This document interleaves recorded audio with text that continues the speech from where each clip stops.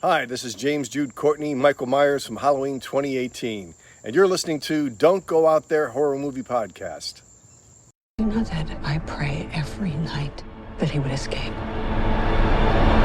What the hell did you do that for? So I can kill him. In a world where zombies, ghosts, serial killers, and vampires all exist, welcome to the Don't Go Out There Horror Movie Podcast.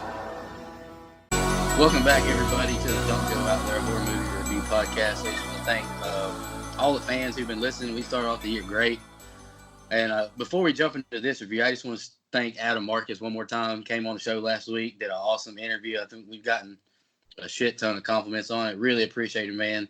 That became our number one listen show in just 2.5 days. It was crazy. Still getting listens to this day. It's awesome. But we got another guest tonight, our good friend of the show, Grinch, a.k.a. Kowen. Is it Kowen? Yeah. Wait, so... Let's just call him Grinch. It'll be fine. So Cohen's the AKA? Yeah. Yeah, Cohen's AKA. You know, me, Grinch, and Mike, and all of us, we kind of chit-chatted on the timeline on Twitter a lot about the 2018 Halloween. And, you know, I've seen Grinch say several times, you know, I've got thoughts in this movie. So it's like, well, just jump on this review with us and let's hear them. But before we do that, Grinch, what got you into horror movies? Like, what was your first memory? And what about this movie was so appealing to you? Okay, so I'm from Cameroon. You know, I was born overseas, and we didn't have much like TV, movies, nothing like that. We had one channel, and it got shut off at like 8 p.m., 9 p.m. So like I didn't really get seeing real movies until I was like 9 or 10 when I came to the United States. And the first thing I got into was I think the first one I saw was Child's Play. Nice. And that shit scared the hell out of me, man. Wasn't it the same as... I was a 9-year-old kid who had never seen anything horror. You know what I mean? Like, that was like my first, like foray into any type of scary movie, dude. And, like, I had nightmares about that shit for a long time. Man, Rashad Green got tore up by Child's Play, too. Yep, yeah, sure did. Yeah, both of y'all. Yeah, bro. That movie definitely fucked me up. That and Candyman. Yep. Uh-oh. Another Candyman reference. Okay. Yeah. We gotta do that at some movie. point. We gotta do it. Gotta do it. Candyman for sure, man. Because I lived in Gainesville, Florida, and all the kids at our school would try to do a little thing in the mirror in the bathroom. And I was like I was like the little naive African kid, and everyone would try to get me to do it, bro. Terrifying, man. Terrifying. So tell us about this movie. What made you want to jump on this show with us about this movie? I forget. I think it was Settle who was talking about it one time on the timeline, and I jumped in because I think I was watching it the day you were talking about it. Right. I just happened to be watching it. Right. And like, I don't mind it. I think it's okay. I don't know what you guys have. Who has something against it? I don't know. The guy who hates the slashers. Yeah, the one guy who doesn't like slashers. It's okay. Yeah, I mean, I like that. I thought it was pretty good, man. Just like I have some notes about some funny stuff in the movie that I think is like kind of weird. But there's some. Yeah. We'll get there. All right, let's all just give our overview real quick. Brian, you go ahead and go first. I think you're chomping at a bit. Well, I mean, okay, so the Halloween films mean a lot to me. The franchise means a lot to me. It's not like it does Mike, but you know, it does. It I guess it makes me more critical touch than an average fan. But you know, this one I was really anticipating. You know, I mean, it's not bad. It's pretty good. The sequel to Halloween called Halloween, and you know, so it's the third movie the franchise called Halloween, and it's just look should have always been called Halloween Returns. That's 100% right off the bat. Right. You know, I mean, I love Terminator 2. You know, which is the same exact story basically. You know, so Laurie Strode's playing Linda Hamilton's role basically. Yep. You know, somebody hits PTSD from the first one, and you know. Trains, nobody believes her, trains up, you know, preparing for, you know, the Terminator to come back, or AKA Michael Myers. So, I mean, It's okay. I really, honestly, the last thing I'll say about it is the franchise. I like the Halloween franchise. I was a fan of the big three, and I like the Halloween franchise the best because of its continuity. Okay, this movie, and then besides the Rob Zombie ones, the continuity really gets thrown out of the window with this one. And as much headcanon as I can put into it to make it part of the original series, I know based on just some of the stuff from the next movie, I know it's about to get even more tossed out the window. So I'm frustrated with this movie because the continuity, for the whole entire franchise. But I get it, and we'll talk a little bit more about it. But that's it. That's mine. Go ahead, Drew. As far as mine with this, I don't have the same love for this movie as Mike or even Brian or any of you guys, actually. Not a big fan of slashers, as I've stated. I'm just really going to say when I'm diving into it are my points, so I'm just going to leave it at that one. That's fine. I'll go next, Mike. You can go last since you're the biggest Michael fan. I was excited when this movie came out. I feel like one thing we'll get into later, I feel like the trailer gave away a little bit too much of the scares, the jumps, and all that. Absolutely. There was I had a bad theater experience. I'm sure a lot of people did. Too many people won't shut the hell up in theaters. But I actually went back on Facebook and screenshot my, when I got home, I posted my thoughts on it. And I'll read those later because my thoughts are a little different after, several rewatches. I thought this was the best, personally, my favorite Michael Myers of the whole franchise. It was a combo of Nick Castle and Tyler Mane from Rob Zombie. But I'll get deeper into that later. I enjoy this movie. We're going to nitpick the hell out of it later, but go ahead, Mike. What's your general thoughts? I'm going to nitpick it because I love the franchise, not because I'm mad about anything. I just want to clear that up now as we dive in. Love this franchise. I've told the story before. Giant pussy when I was a kid. 2007, saw Rob Zombie's Halloween, got back into horror. I started with Halloween 78. It's my favorite horror movie of all time. And it's really not that close. To me, this movie is like going to a high school reunion where somebody has died. You're still having a good time, but you feel like someone's missing. There's a bunch of good. That's a good description. There's some bad. Look, you can't help that Donald Pleasance is dead, okay? So you can't have Loomis. I get that. That's not a big deal. But again, I really like the film. I think it is my favorite Halloween sequel, just beating out Halloween 4. But as far as the continuity goes, me and Brian are different Halloween fans. Because as much as I value continuity, I never liked the brother-sister angle in the first place.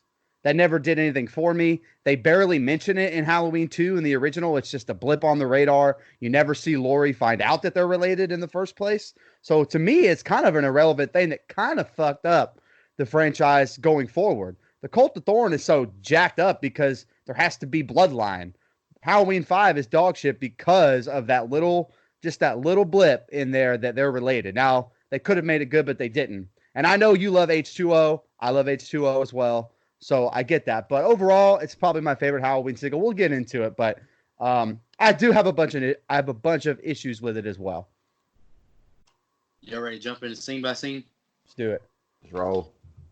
This film starts off. It's in the I call it the psych ward, rehab center, whatever you want to call it. And we got a new doctor. His name is Dr. Sertain. And we got this couple, which we find out later are podcasters. They're just, the three of them are talking about Michael, and then they just walk outside and they see Michael standing there in it's like this open, like, courtyard, I guess you can call it. And he's just kind of just not facing, he's got his head down. And I'm not a big fan of this. I'm going to go ahead and spoil it. I'm not a big fan of the opening. The male podcaster, he just starts, yelling at Michael, wants him to talk. He doesn't say nothing. The doctor warns him not to walk too close to this line. And then this male podcaster, he just grabs Michael's mask out of his bag and he holds it towards him, and all these other patients around him, they start like convulsing. The dog, this dog in the yard starts barking, and everything's like, I don't know, it's kind of like they're going like psycho or something. And then it just ends with the male podcaster just yelling, say something, say something. Then it goes in like opening credits, and the opening credits are pretty cool. It shows the decayed pumpkin coming back to life. Now, after that scene happens, the podcasters are driving and recording, and they pull up to this gate, which is Laurie Strode's house. They ring the gate bell. Excuse me. They ring the bell, and they say they're podcasters. They want to talk to her about her experience, but Laurie doesn't really pay them no attention. Then the female Dana, she says, "We'll give you $3,000." And so money talks. So she opens the gate and lets them in, and you notice that this house is surrounded by a bunch of cameras, a bunch of lights. There's locks all over this door. And then Aaron asks, he's a male podcaster, he asks, "Is the boogeyman real?" And then they reveal that she's been through 2 divorces. Her kids were taken away. And then they bring up the fact that Michael's being transferred tomorrow. And Aaron, he wants to take Laurie to meet with him to get him to talk. And then, Laurie's like, "Fuck that. Y'all get it." Excuse me. Y'all get out of my house. Mike, what are your thoughts on just those 2 opening scenes? So I agree with you. I'm not a huge fan of that opening scene. Part of the reason is they kind of give it away in the marketing for this movie. So you kind of already know that's coming. So I'm not a huge fan of that. As far as Dr. Sartain, love-hate, because in this, before we know what ends up happening with Dr. Sartain, I'm fine with that character. You kind of need a Loomis C type character in there. So I'm cool with him being in the movie. Mm-hmm. But like you said, Aaron, the male podcaster, is unlikable from the fucking get-go, okay? Because he's pushing and pushing and pushing, and he comes off as a dick, which is kind of commentary on true crime podcasters, which they really dive into later. I'll save it. But again, I said Aaron is unlikable. What's the deal with wanting Michael Myers to speak so bad? Like, I don't know why that's such a huge plot point in this movie. That sounds like a nitpick, I know. I think the mask looks great the minute they take it out, though.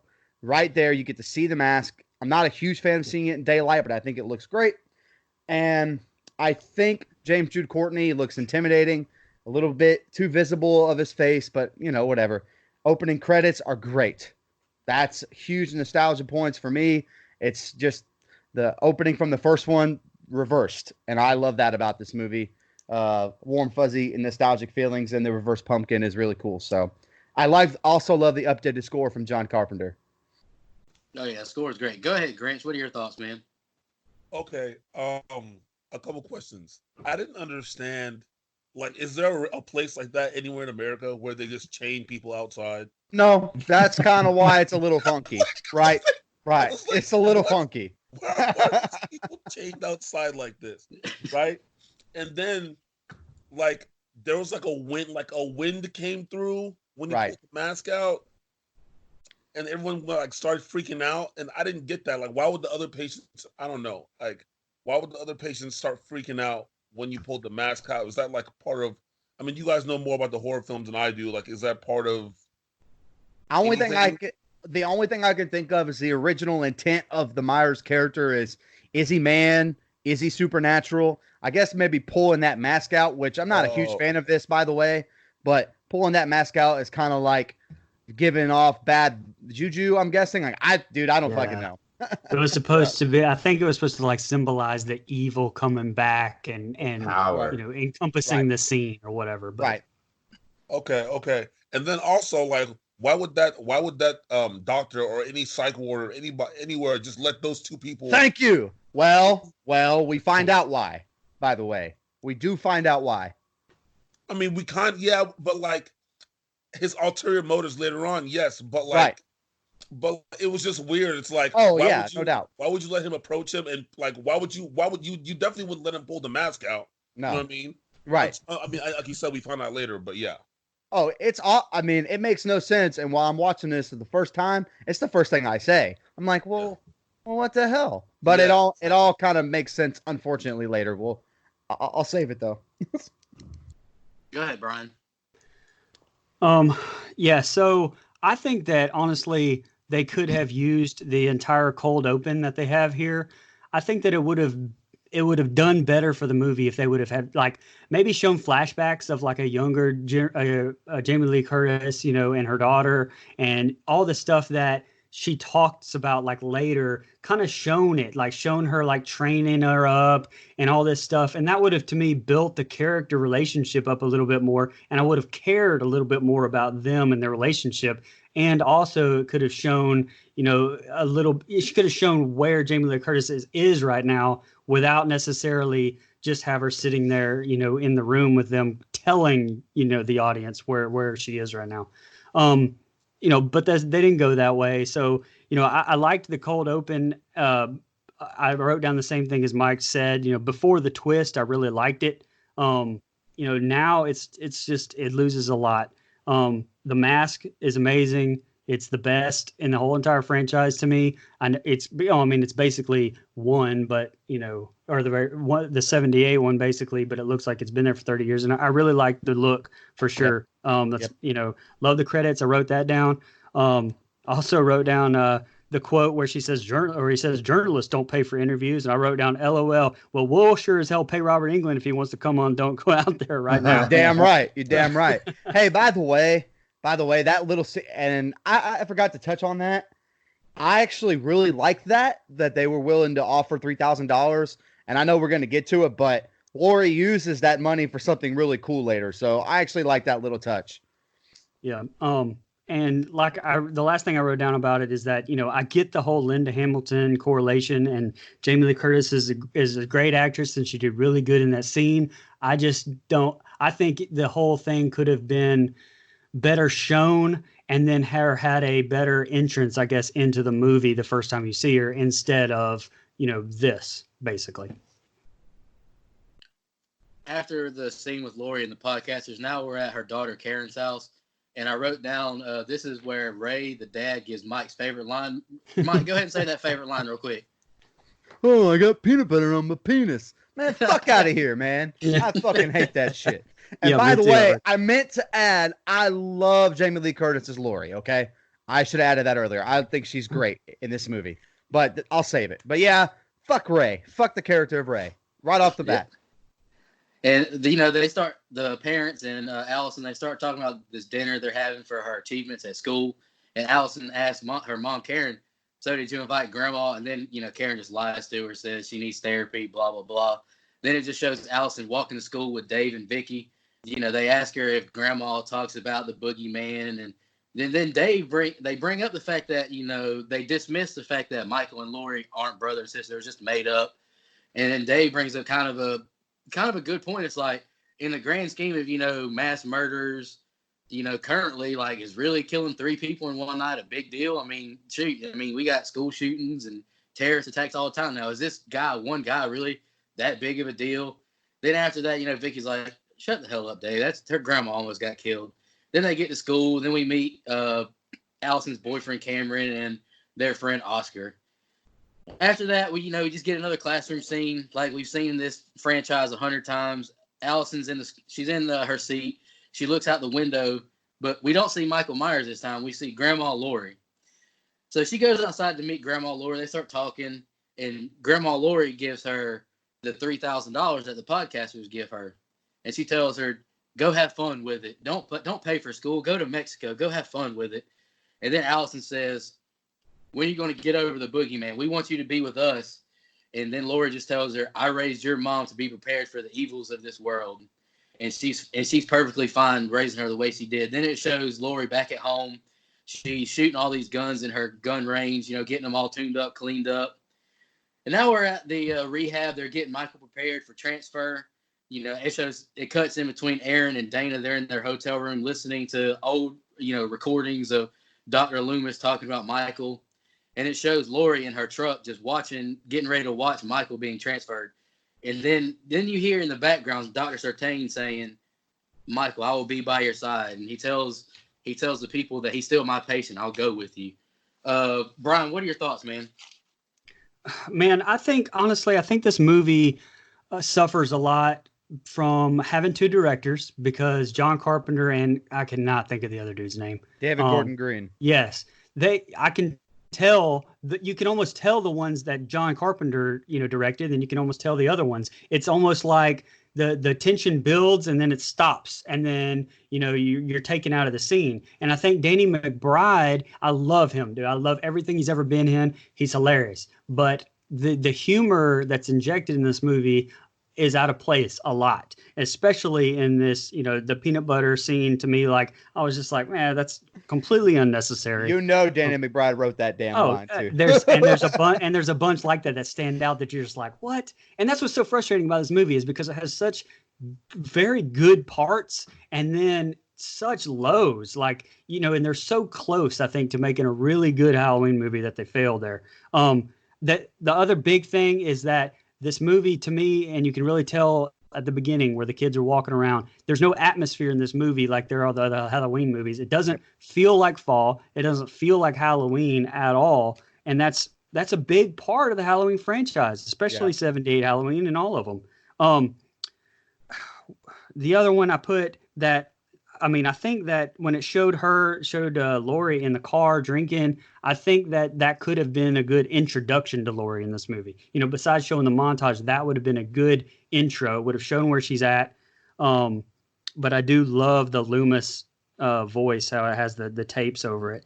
But let's see, I wrote that scene with her sitting in the car does a great job of tension with the drinking, watching Michael, the music, and then boom, it loses it because it goes to the dinner scene, which is, totally unnecessary. It makes Laurie just, it does disservice to her character to me.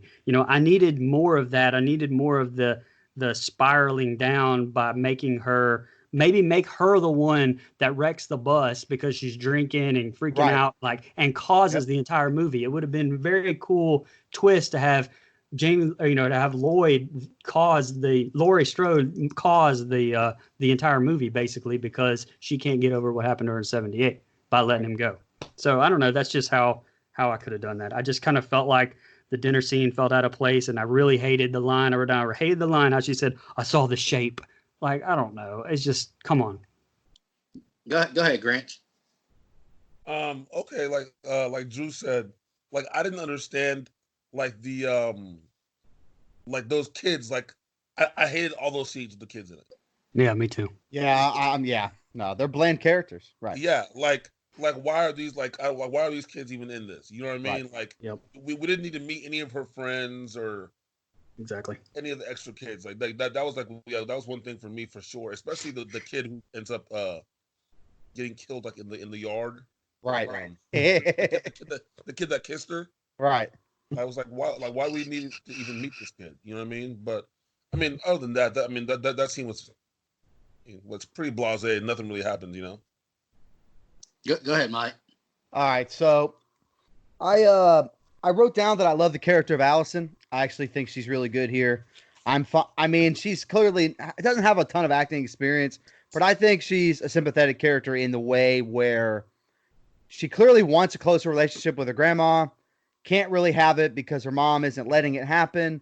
I think she sees something more in Laurie than Karen does. And by the way, I don't mind Judy Greer. I have a huge problem with the way she plays Karen in this movie for whatever reason. Maybe this direction was on purpose, but I feel she's so flat.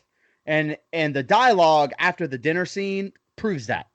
Like, she's so monotone and flat, and I like the family dynamic, but I don't love Karen. Like, if they were to kill anybody off, I hope it would be Karen because it would be of less consequence. She does redeem herself later, I'll save it, but the walk and talk scene that you've all talked about, it's a little too self-aware. Those kids, or whoever wrote that scene, is very aware this is the walk and talk scene from the first movie, from Rob Zombie's Halloween, from Halloween H2O. It's the walk and talk with your friends scene.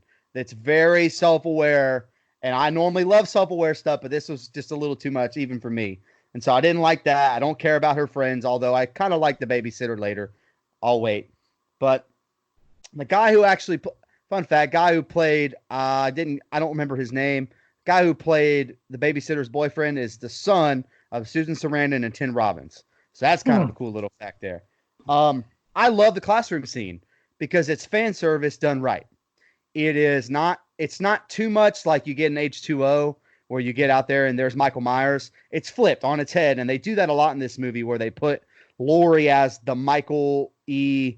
person. They do that a bunch. They flip the scenes from the original and give Laurie in those situations, and I think that works Normally, I'm not a huge fan of like too much fan service, but I think it works really well, especially with the classroom scene. I'm fine with the scene of the bus transfer. I don't like what ended up causing the bus transfer, but I thought it was done well. I think it does show Lori. They could have dug deeper into Lori spiraling as an alcoholic. I think H2O did a better job of it. I really do. But I think it's okay. I think the chugging the wine at the dinner scene is a callback. I know I'm supposed to say this, but that's definitely a reference to Halloween H2O. But like Brian said, I actually agree with him. The dinner scene's unnecessary because I just don't see why it's there. It's a vehicle to make Lori look like a joke, which I don't think is necessary. Right. So, right. And I just, again, And they just let her drive off after the dinner scene. She's wasted, and they're just like, "Man, bye, Grandma." Right.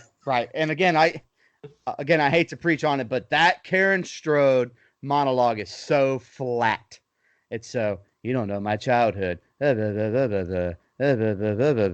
Like she definitely went in a recording booth and did like like it was rough, man. Like it took me completely out of the fucking scene when that happened. And by the way, it's a great scene. I just vibing that shit up a little bit, man. Let's go. But nah, I feel like I'm shitting on the movie. I still feel like first act is good. Second act, which I consider this a part of, not so great.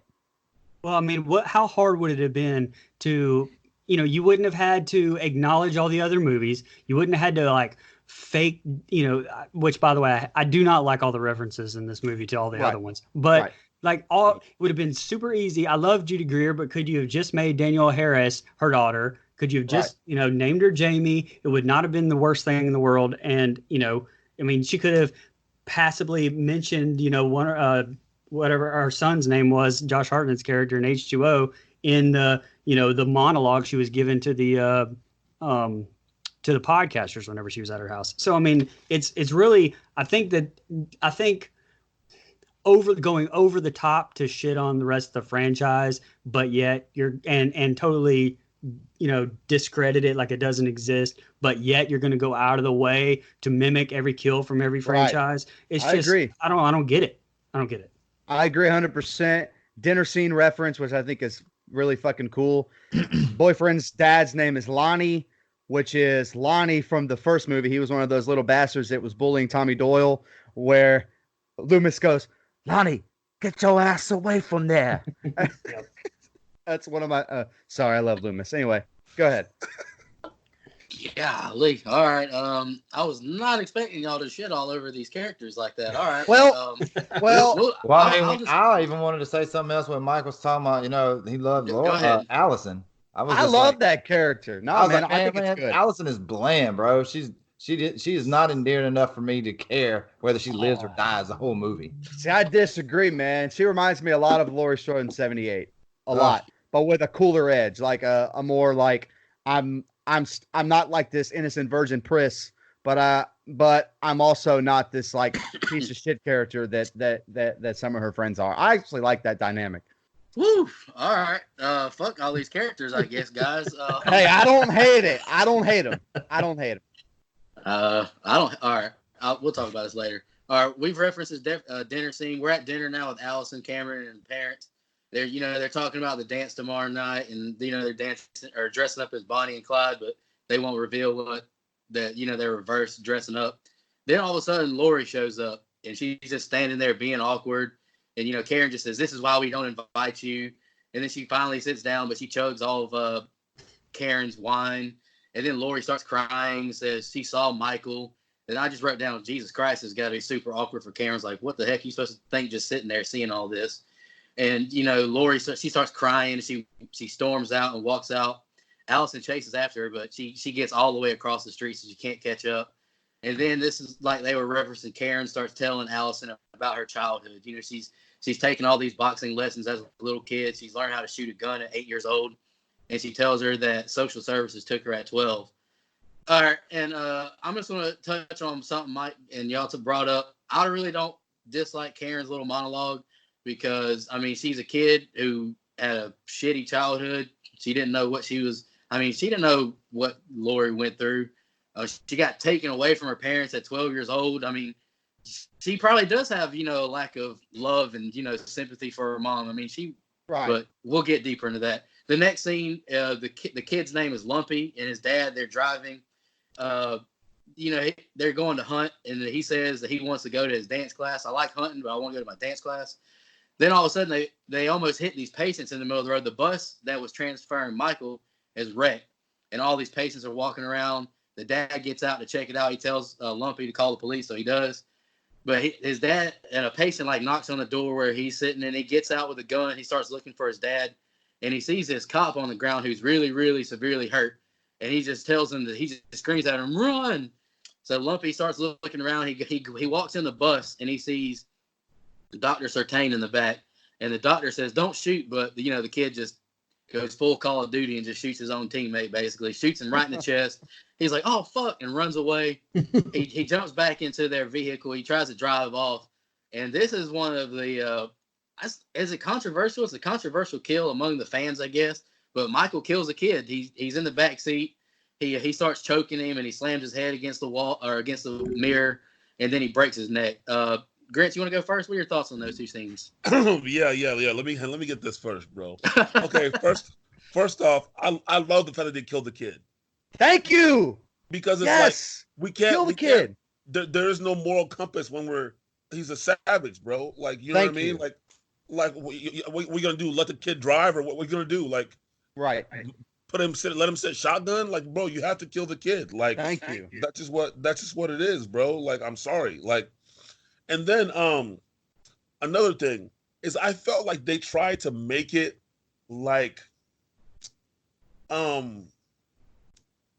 they had an agenda and a couple things in this movie. Oh yeah. You think? You think? So when they did the whole kid going to dance class thing, oh yeah, I felt like that was some type of agenda thing. You know what I mean? It was. Same with the kid going to the dance dressed as the chick. Yep. I was like, what? I was like, what is this? Why are they doing bro, this is a slasher movie. Stop putting your political or whatever agenda that you're trying to get across.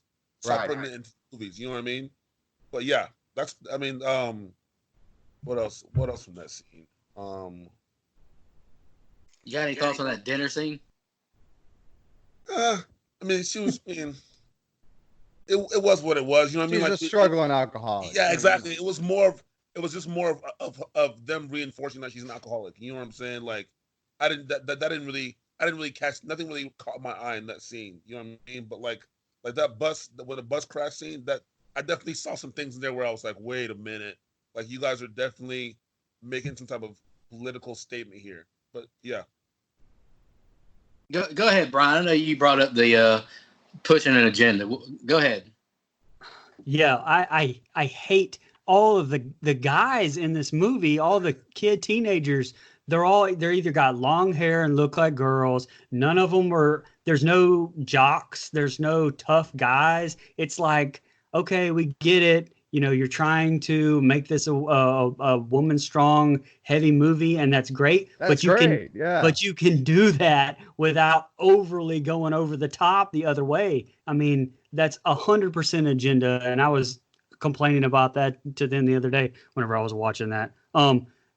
Vince did a good job in his scenes. I thought that he did very good acting. I really liked it was a good jump scare with the cop, that we thought was dead. That was a really good jump scare. But you know what? That was so good. The end, or where Michael jumps out at Vince, it was so anticlimactic because the jump scare was way better with the cop than it was whenever even the music cue wasn't as loud for when Michael shows his face, and then it was a very anticlimactic kill. So I felt like it could have been a lot better. Go ahead, Mike. So let's see here. I actually was fine with the bus crash. I think it's a good way to get Michael loose. But like Brian said earlier, I felt like they could have had a better reason why that bus crashed, maybe using Lori as the main reason. She is drunk driving after all. Hey, so it would have been a really good connection to make that. It could have been by accident. It still would have been a better story. But this movie, it kind of. We find out why this bus crashes. Right. Right. I just hate that payoff. We'll save it though. Me too. That's fair. Right. Let's see. Did you touch on the Did you touch on the graveside, or did you just do the dinner and the? We haven't. It's coming up. Okay, so you did the dance. I think the dance is pointless. That whole thing, anything we get from that dance, whether it's this or later, I think is completely fucking pointless. And I know what comes later, and I'll save it, but I still think it's completely fucking useless. I get the political part too. It's why I didn't like this most recent Black Christmas. Like, the whole movie is completely fucking political. They definitely do that in this movie, but they said that going in, so I kind of expected it.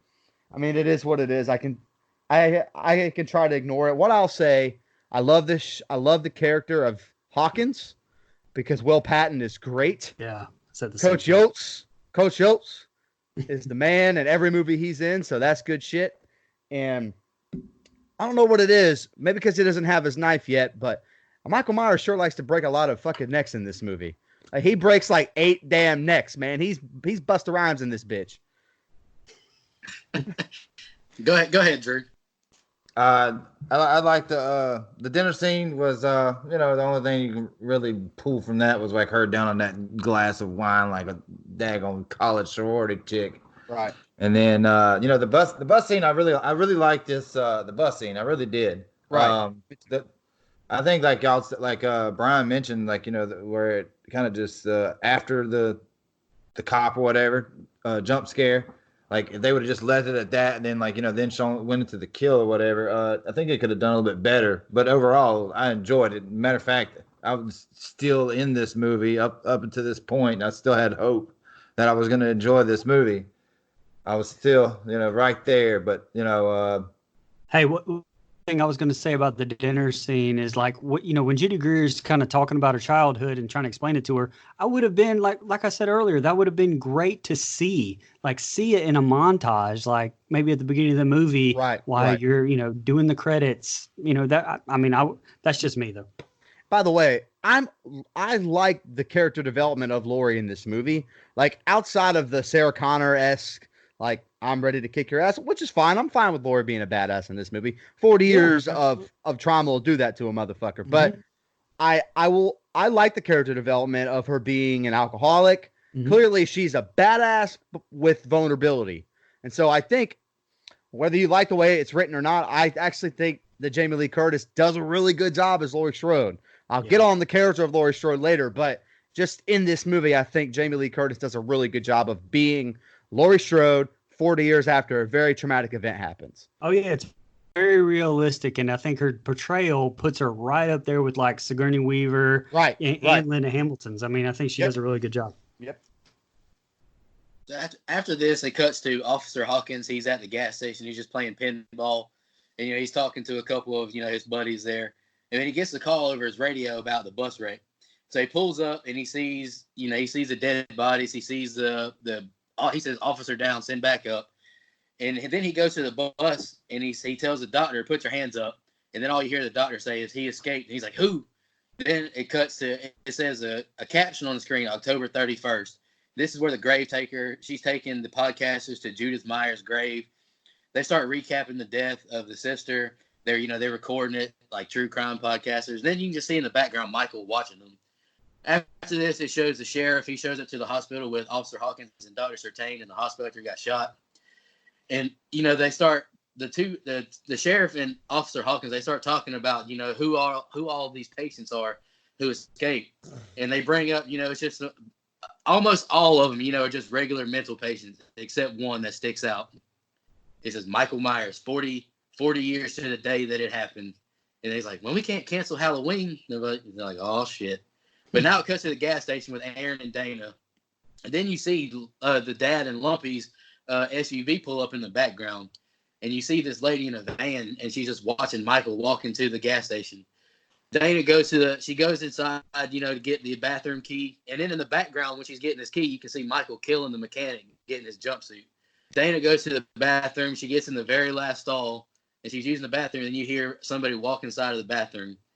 And, Michael starts beating on the door. She's like, "Somebody's in here." But then Michael, he drops I think Brian said this was his favorite scene in the whole franchise. Michael, he drops the cashier. He killed the cashier as well. He drops the cashier's teeth over the bathroom stall. And, this is when Dana starts freaking out. Michael's trying to break in, and she starts climbing underneath all of the other stalls to try and get away. And Aaron, he goes inside, and he sees the dead bodies. He finds the dead mechanic. So Adam, he goes into the bathroom as well, and he's like, Michael. And he hits him with a crowbar, but Michael starts beating the hell out of him, beating his head against the bathroom stalls, against the wall. And this is a nitpick I have, we'll touch on later. Dana, she grabs the crowbar, and she doesn't use the crowbar to attack Michael. She doesn't run away whenever she has plenty of time to run away. Mm-hmm. She just gets into the other stall, and she starts cowering she's just cowering. She gets strangled to death, and then it shows Michael going outside, and he gets his mask and puts it on. Mike, go ahead and you go first.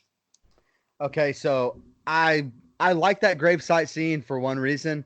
One, at least they're touching that Judith Meyer exists, which I think is really good. It's a callback to the first film, so I'm good with that.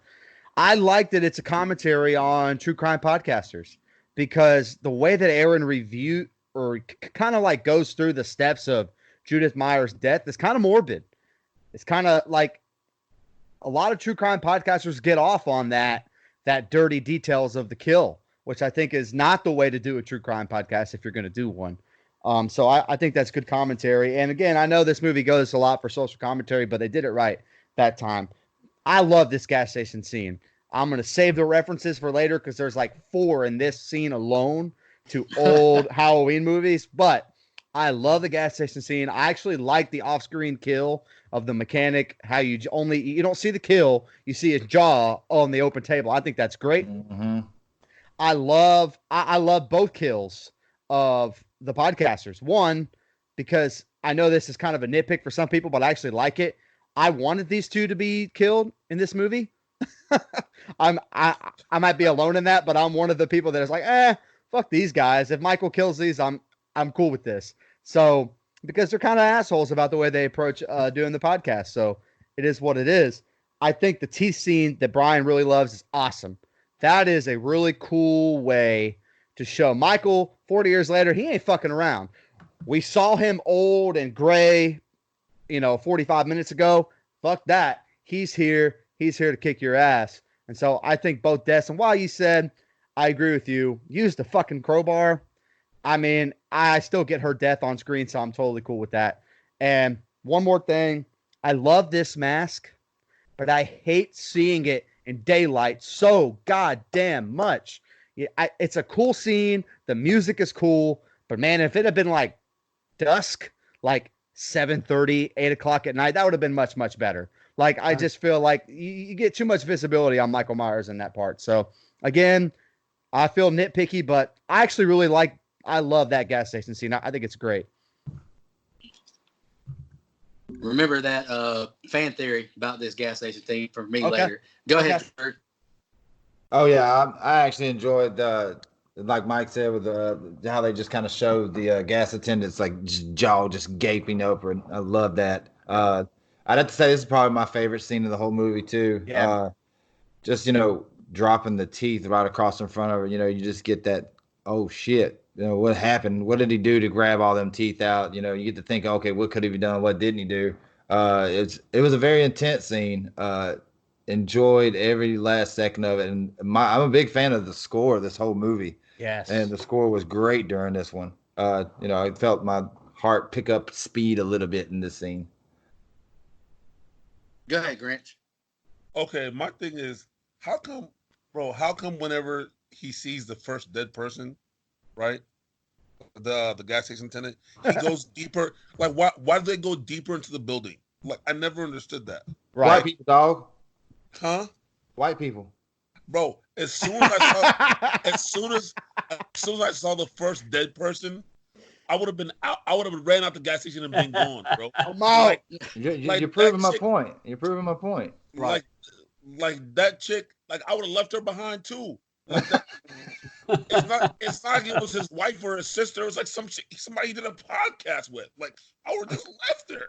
Hey, She only went in there to take a shit. So to fuck her. be fair, in the deleted scenes, it does reveal that they're a couple. but it's not made Oh, it known in the does. movie. It's in a I'm deleted glad. scene. See, that Yeah, would That have there been are a glad. couple. would have made it a little bit more important to Okay, me to Yeah. like focus on See, that. the that makes film sense, the bro. film That does makes, leave that out though. They should have made it known they're a couple. Right. They're not yeah. just podcast, partners. But keep going. Go ahead. I'm sorry.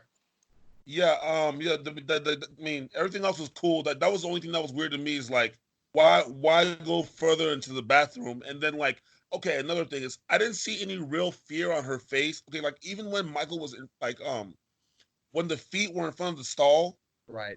she like she said there's someone in here or whatever she said, but she didn't like have any like real like fear or panic on her face. Like, I know she knows that's not Michael, but like even in a random gas station somewhere, if some guy is just standing in front of the Fuck stall, yeah. like I feel like there should have been more of a sense of urgency or Yeah. something. Like she didn't like really panic, but yeah. Go ahead, Brian. Yeah, actually, I wrote the same thing as Mike did on the love Will Patton and everything.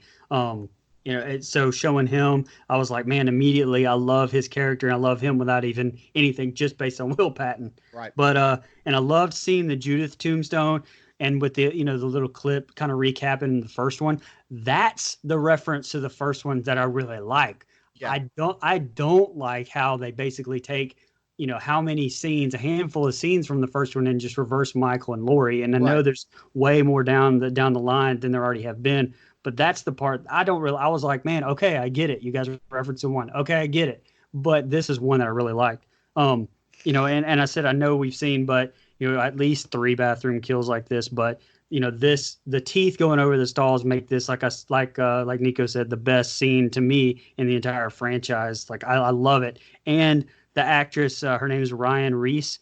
I think she did a great job acting this entire scene. Now, I mean, I understand what Grinch said with her needing to maybe show a little bit more urgency, whenever he was standing there, but I don't think that was her acting. I think that was probably just the direction of the script. But once they started, fighting, I think she did a great job, showing the panic, showing everything else.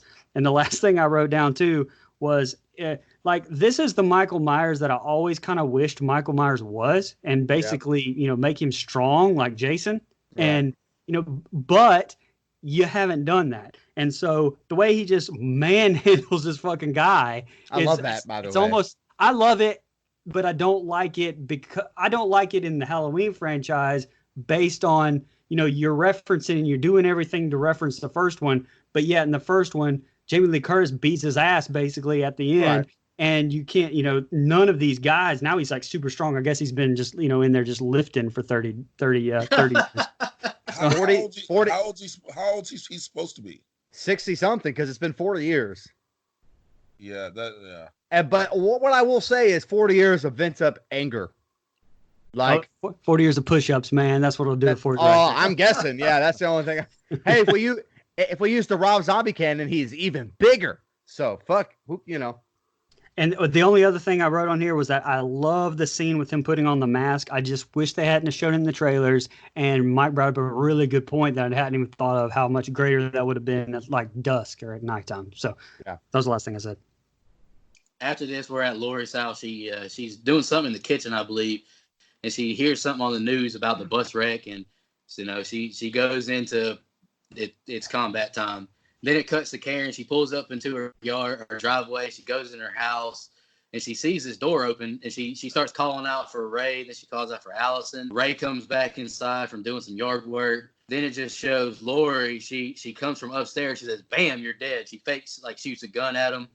And, they're saying, and they're mad. They're like, "What are you doing in our house?" And she says, "You're not prepared. You left the window wide open, blah, blah, blah." She tells them Michael is free. And then Karen just says, "It's a loving world. You need to catch up with the time. It's a good world." Then it cuts to Hawkins. He's opening the bathroom stall, and you see the dead body. So it's kind of just a play on irony, I guess. Now, this is probably one of the coolest scenes to me. It's Halloween night, and it just cuts to where we see Michael, and he's just looking around. And these kids walking to him, trick-or-treating, and he sees this lady walking into her house. So he goes into the shed, and he grabs a hammer, and he walks into the house. And you don't see this kill, but you hear him beating this lady's brains in with a hammer. he drops the hammer and he goes and grabs the butcher knife that's on the counter. And then you kind of get, this is kind of a butt clench scene because you hear a baby start crying in his crib, and it shows Michael. It shows Michael look right into the crib like, is he gonna kill a baby now too? But he looks at it and he walks outside, and he sees like this couple dressed as like a surgeon and a nurse. You think he might kill them, but he doesn't want to reveal himself to everybody too quick. But he looks in this house and he sees a lady, giving out candy for Halloween. So it shows him walking along the side of the driveway. You can see a shadow, and you see him break in through the back door, and he takes her. He gets her right behind her. He grabs her hair and like slams her head into like a couch, some piece of furniture, bangs her head against it. Then he takes his butcher knife and stabs it right through her neck. I like the kill, but I kind of felt it was unnecessary to me, honestly. It's also a CGI knife. Not a practical effect. All right, go ahead. Go ahead, Grinch. I see your hand up. I thought it was unnecessary kill to me. Go ahead. Yeah, bro, you're completely right, because I didn't understand how that fit into everything else. You know what I mean? Like, so you guys know more than I do. Does the man have an agenda, or is he just like... So... That's a loaded question. That's actually a really loaded question, but a short synopsis. In this movie, no. Okay. There is no motive in this movie. Not supposed to. Yeah. Grinch, my theory is this movie is following the Jason franchise. It's following Rob Zombie's takes on the movies. I think they tried. I like the fact that he's more aggressive than the first movie, but I really felt like that was a Rob Zombie kind of scene. But well, yes, but you have to update it for 2018 because you're not going to be able to get away with some of those kills you did in the first movie. You're going to have to at least, at the very least, make it a little more modern. And since that first movie, we've seen Jason, Freddy, we've seen the Saw movies, we've seen all this gore. And so you can't just completely do Halloween 78 where you only see the little bit of blood on the shoulder, where you see Bob's kill, but you don't actually see the blood in Bob's kill. So, right. I mean, I get it. It is a little aggressive for Michael Myers, but you don't have a choice. My thing is, like you just said, I mean, the scene would have been just as good though if it just cuts after he walks out the door. And you just see him if after he kills the lady with the hammer, he looks in the crib and walks outside. If you just show him walking off into the distance, I just felt like that kill with the knife, sneaking in the lady's house was just an extra death in the scene. Well, that's fair. Go ahead, Mike. Give us your thoughts. So I know we had some nitpicks, but this is actually my favorite scene in the movie, and let me tell you why. It is one long run-on scene with no cuts, and I think it's shot really fucking well. The camera work is great. It's at a lower angle, so Michael towers over you, even though he's not supposed to be a super tall guy. So the way it's shot makes it you're looking up at Michael Myers. I think that's really cool. There's a reference in there. I'll save it for my reference part, I guess. But there's a really cool Halloween. Actually, there's 2 Halloween 2 references in this movie. I love the off-screen hammer kill because it has gore, but you don't see the kill. I don't think you have to see the kill. I'm fine with that off-screen. The gore you get after, I'm fine with. I think it's really, really awesome. Like you said, Nico, the next kill is probably unnecessary, but the score, the way it's shot, I love this scene for, a bunch of reasons, but it's got its nitpicks. I had one other thing to say. He didn't kill the baby, which is a nice touch only because in Halloween 78, when he's Kid Michael, the only person he leaves alive in the house is the baby. So that's, to me, I know we're thinking no moral compass. Nope. He's got one tiny moral compass, and it's we're not killing babies. He'll choke dogs out.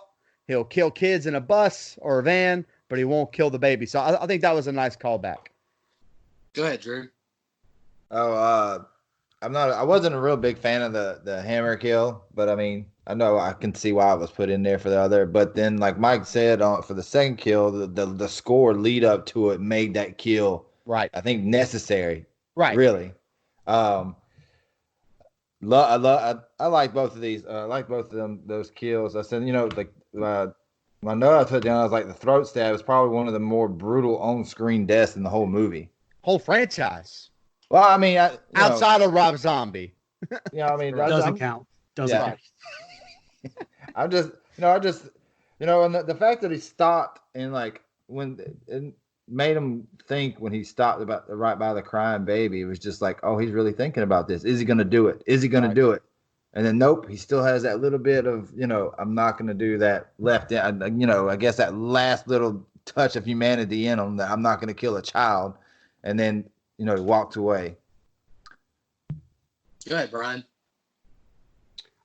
Yeah, to me, this is a good example of, like I was talking about earlier, the movie really getting you with a scene and then boom, you're left. And, to me, it's just like they really had me with the bathroom. And then the very next scene, I really hate the scene where Laurie basically getting the bat signal and then opening the door to the bat cave. Like, I don't need that scene whatsoever. Like, to me, she should have known, because to me, she should have wrecked the bus in the first place. But I hate the next scene where she's the movie's trying to scare you, thinking maybe Michael's in the house with fake Jamie Lloyd, Karen.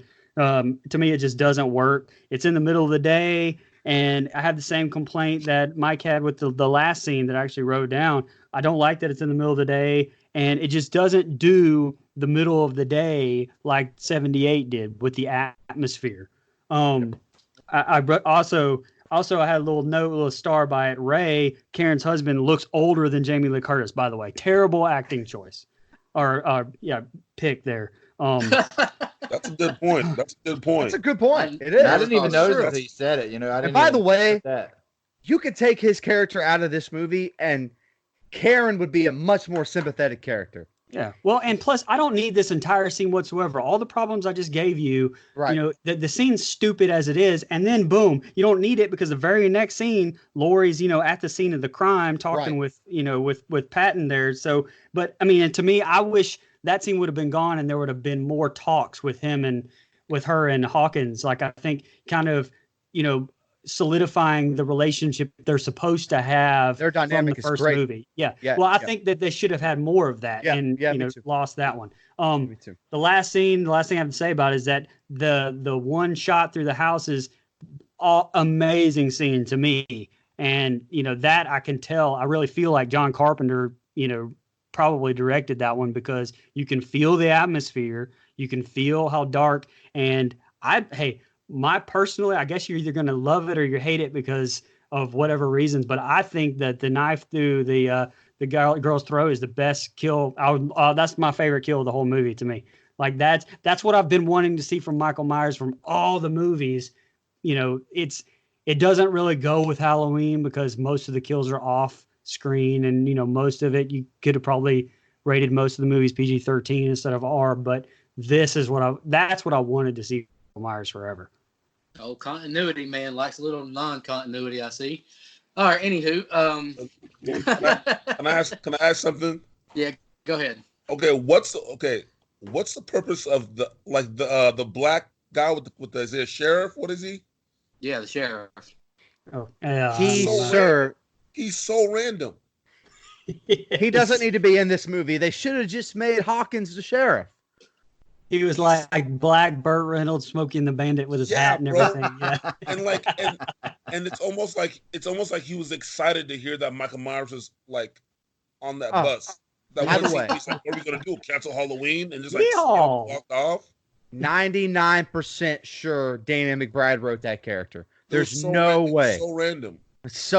It doesn't make any. I would have just made Hawkins the new sheriff. Like that's a good 40-year process. Oh, he was a deputy, a brand new deputy on the scene. Now he's the sheriff 40 years later. I think that would have been much better. This sheriff is like Blanco Brown, man. Get out of here. Yeah, it was random. All right, y'all stick with me. I'm going to read 3 scenes together because this is the dance, the babysitter, house invasion part. So it's all give me a minute. Give me a minute and I'll let y'all give you your thoughts. Now we're at the dance where it shows now that Allison and Cameron, they're Bonnie and Clyde. But Allison dressed like the dude and Cameron's the girl. That agenda pushing thing we were talking about earlier. They're having a good time at the dance, but Vicky calls Allison saying she wishes she could be at the dance, and she tells them to come over to Julian's house afterwards to smoke some Alakazam. And I'm gonna give Julian some credit. I think he's funny in this part, which is a good time to be funny. Julian says exactly. He said he's gonna tell his mom that you're gonna have kids come over and smoke weed, but I'm gonna tell them about your browser history. Then he's talking about clipping his nasty ass toenails, and I laughed my butt off in the theaters when that happened. Right. Allison, after the call, she walks back into the dance and she sees Cameron dancing with another girl, and he kisses her and she catches him. And then Cameron sees her, Cameron catches her catching him. So she walks out. And then the grandma calls and, he takes her phone and throws it into some I watched a dead meat kill count. He says it's nacho cheese, so we're going to roll with that. He throws the phone in nacho cheese and she breaks up with him. Now Vicky's boyfriend Dave shows up to the house and he says that he got a tattoo to signify how important this night is. They start making out on the couch. And then Julian runs downstairs saying, "There's someone in the hallway. I seen him." Vicky goes into his room. She fakes, she acts like she sees someone in there. And she fake scares him. She puts him in the bed. And Julian, they talk about how much they like each other. And he's like, "Can you close my closet?" And this is a scene that's ruined by the trailer. They shouldn't have put it in the trailer. Vicky goes to close the closet. But, on the third try, she sees Michael's in there and he attacks her. And then and this is a nitpick I had to. Why the hell does Dave go all the way out to the garage and mess with the motorcycle? I don't like that part at all. It's a Bro, callback. Super high, man. He was super high. It's also a callback. He hears Vicky scream after she gets cut on the arm and she falls. But then it shows Michael. He stabs her in the back and drags her in the room. Then they get then it shows Hawkins and Lori. They're both driving around. And they get a call on the dispatch about a domestic violence case or whatever. So they both race over to the house. Hawkins breaks in. He walks upstairs, and he sees Vicky in the chair. This is a reference. Mike's going to touch on all this later. Vicky's in a chair with a sheet over, and there's a pumpkin in the fish tank. Then it shows Lori outside, and she's looking in the house, and she thinks she sees Michael, but it's actually just his reflection in the mirror. She shoots at it. And it breaks the mirror. And then Hawkins turns around and he says, "Michael," and he shoots at him. They chase him outside. Lori shoots Michael in the shoulder in the yard. Let me flip my page real quick, fellas. Then, Hawkins is walking outside and we see Dave's body. He's been killed. This is a Bob reference, in my opinion. He stabs a Bob reference. He stabs Dave right through the neck and he's pinned to the wall. It's a Bob reference. And then Lori and Hawkins, they collide into each other. They both scare each other. Then the rest of the police show up with Dr. Sertain, and I wrote down Sertain kind of fanboys whenever he says, "Oh my goodness, it's Laurie Strode." Go ahead, Grinch. Yeah, I'm gonna go off of what Drew said. They really built that relationship between the babysitter and Julian in like 30 seconds. Right. Yeah. Where you were like, you liked them like right off the bat. You know what I mean? Right. Like they built that relationship, and then all of a sudden it was like gone. You know what I mean? So that was cool. Yeah, the guy going to the garage and getting on the bike, like wow, like I didn't get that either. Like, why would you do that at someone else's like house? I don't know, but Go ahead, Brian. Are you good? Yeah, so this is the first, this is the part of my notes where I really just went in on the teenagers and how there's no jocks and how it was all forced PC BS bullshit. Like, this is the part I really went into it. But since we went over that earlier, I'll just skip that part. But I really did love the Julian funny scene. I thought it was great placement. But towards the end of it, it starts getting a little bit serious. And I really felt like they should have just stayed in that scene. But no. They shifted back to the dance, and they should have just stayed there and built that scene up some more. All I got to do is read my notes in this part, and you'll know where my head was with this. I wrote, "Dave isn't doing shit. Have any guys in this movie ever lifted a weight?" I said, I'll just say it. These girls in this movie, they all have girlfriends. They don't have boyfriends. They all have girlfriends.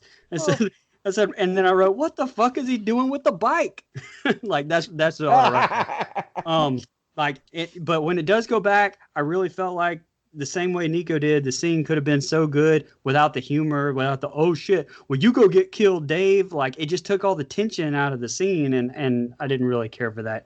And I did really like Dr. Zartane as the new Loomis, but knowing the twist, to me, like, it ruined the whole scene, or ruins the whole movie knowing the twist, and but it was a good scene to me with him and Hawkins and building that tension up, back up again. Go ahead, Mike. So the school dance scene is lame as fuck. I've said that already. I don't think any of these scenes serve purpose. They do a lot of that in this movie where they have a scene to get to another scene, and the only reason the school dance scene is there is so Allison doesn't have a phone. That's kind of not a good setup. Like, Right. I know it says it's nacho cheese, but it looks like mayo chup. Like when you combine ketchup and mayonnaise, it looks gross as shit. So it looks like fucking mayo chup, and it's nasty as hell. Again, I don't see the point, but it's there for a reason. I just don't like the reason. I love Julian and Vicky, which we've already touched on. They're fucking hilarious. There is a point where I feel like they should have probably cut back on the humor with Julian a little bit as Vicky's getting killed, where, the interaction with him and Dave, I might have pulled back there a little bit, but it's not a big deal. It didn't take me out of the scene or anything, but I probably would have cut back just a little bit. I do love their relationship, which, by the way, this franchise is built on babysitter, babysit-y relationship. Like, that's the whole point of this fucking franchise to begin with. It was called The Babysitter Murder. So I like that they add that genuine touch there where they clearly like each other. I'll touch on the ghost callback. We'll wait. I know you touched on it. Laurie and Michael lock eyes, or so they thought, or so Laurie thought. In that scene, I'll give this away now. That is Nick Castle, the original Shape from 1978. So that's pretty cool to know. The first time they see each other is the original Laurie and the original Michael. That's a pretty cool little callback there. At least I think so. And I think Dave's death is cool only because I love the Bob kill so much. It's a callback to Bob. So big thumbs up on that. And again, I love the Laurie Hawkins dynamic. I like Sartain. I agree with Brian without knowing the twist. So when you're watching it for the very first time, you're like, I like this Loomis, or as Dead Meat James shout out calls him Noomis instead of New Loomis. He just calls him Noomis, which I think is kind of funny. Well, yeah, when Jamie Lee Curtis, like she went a little bit too on the nose, saying, "Oh, it was tongue in you're cheek." the new Loomis. By the way, you know what? I'm gonna spoil a reference. That is, I don't care what they say. That is a Halloween 2 Rob Zombie reference where not Michael McDowell. Good Lord, the guy who plays Loomis goes, Malcolm. I'm the new Loomis, damn it! Like that's a callback. I don't like. It's clearly a callback, which is so weird. Why are we calling back that sorry ass movie? Although there's one more in this movie where they do it. But no, I think it's great, and I like the reveal that you find out Hawkins is the first guy on the scene. It makes what comes next really important, in my opinion. So there's some good and bad, but overall, none of these scenes bother me except the school dance. I feel like they could have had a better way to maybe not have Allison have a phone, because we get rid of this boyfriend, we don't see him again. Why? Kill this motherfucker, man. Come on. Sorry ass. Anyway, go ahead. Hey, y'all, excuse me. Y'all have heard the old saying, nice guys finish last. Well, this next scene shows you that nice guys finish last. R.I.P. Oscar. R.I.P. Yeah, after the dance, Oscar and Allison, they're walking home, and they start to cut through this other yard. Then it cuts to the doctor. He's telling Hawkins that they're in Officer Hawkins' vehicle. He says that Myers is property of the state and he's not to be harmed, and he says, we'll see about that. They show up to Karen's house with Laurie, and they tell her it's not safe. They're trying to get a hold of Allison, but they can't get a hold of her. And this is a reference to, several of the other movies. She tells her in the voicemail, do as I say. Then they jump into this other yard to cut home, and Oscar tries to kiss Allison. And she's like, the fuck are you doing? She pushes him away. She's like, well, you're not with Cameron no more. She's like, I don't want to be with you. So she runs away. She jumps over the other fence, and she leaves him. And the lights cut on, and Oscar sees this shadow in the background. And he thinks it's Mr. Elrod, the owner of the house. But he's not saying nothing. Then it's revealed that it's Michael Myers. And Oscar, he tries to run away. He screams. He tries to jump the fence, but his cape gets caught on the bottom of it. And he gets stabbed right in the back. And he gets his face shoved through the iron fence. It's a pretty awesome kill. And Allison thinks he's just faking it. She gets back. And I really like this scene personally, where Allison first sees Michael Myers. She's like, oh, yeah. She starts screaming and runs away. She goes to her neighbor's house, and they let her in. Hawkins and Sartain, they show up to the house to pick up Allison, and they're taking her to Laurie's house. And Karen showed. I wrote down Karen. She's showing Ray around the house. She's showing the hidden, path to the bunker underneath that island in the kitchen. That you see all the guns, and then they're all in the police vehicle. And Allison says, "Look, there's Michael," and Hawkins just yells, "Hold on!" He runs him over, and the doctor's pissed because he doesn't want Michael dead. He gets out to check on Michael, and he checks his pulse and says he's dead. And then Officer Hawkins keeps saying, "Get away from the victim, get away from him." And it shows him, he pulls out a scalpel and he stabs Officer Hawkins right in the neck and he kills him. Fuck. Then it shows Dr. Sertain. He puts on Michael's mask and he stands up in front of the vehicle. And, he reveals himself to Allison with the mask on. And then it's kind of a cool line to me. This is what it feels like. He wants to know what it's like to be Michael Myers, basically. He puts Michael in the backseat with Allison. And he's planning on the reunion between Michael and Laurie. We get to Laurie's yard. Basically, there's two cops in this car. They're talking about their dinner, calling each other kids for eating chocolate pudding and brownies and all that bullshit. Allison, she tells the doctor that Michael spoke to her at where Oscar got killed at, and this doctor's so obsessed he falls for it, slams on the brakes. It's like, what was it? What did he say? And Allison starts freaking out because she doesn't see the mask laying right beside her anymore. Michael has gotten up, put it back on. She's like, "Oh fuck!" And Michael kicks in this cage and slams the doctor's head into the steering wheel. He rips him out and throws him on the ground. And the two cops, they see Hawkins' lights on and they keep calling him, but he doesn't answer. So they pull up to him. But before all that happens, Michael has Dr. Sertain on the ground, and he says, right before Dr. Sertain gets killed, he says, "Say something," and then he stomps his head like in Halloween Part 2. Mike, go first on your thoughts on that. Can I go? Go ahead, Grinch. Let me collect my thoughts if you don't Can I go mind. first? Brian, go ahead, go first. Okay, you called him a nice guy, right? The kid who kissed the girl. Yeah, Oscar. Yeah, no, he wasn't a nice guy, bro. He was a snake because He's also a creep in a way. Because he acted like he was friends with both those people, right?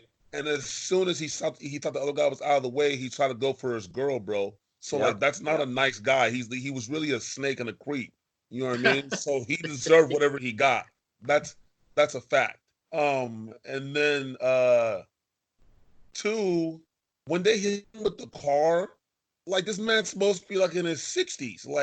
How does he survive? How does he take that? I don't understand how this guy is still alive. He's been shot.